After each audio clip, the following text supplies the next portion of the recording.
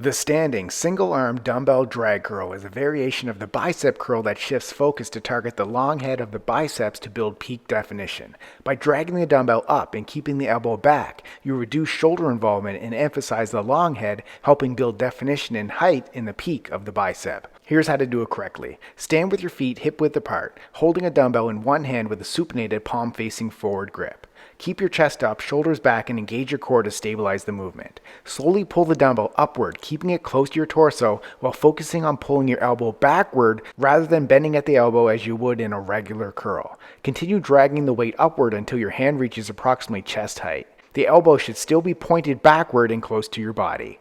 Pause at the top and squeeze the bicep for peak contraction. Slowly reverse the motion, lowering the dumbbell along the same path to return to the starting position with your arm fully extended to engage the bicep's entire range. Remember to keep your elbow from drifting forward and avoid swinging or using momentum. Repeat all the reps on one arm, then switch arms and repeat.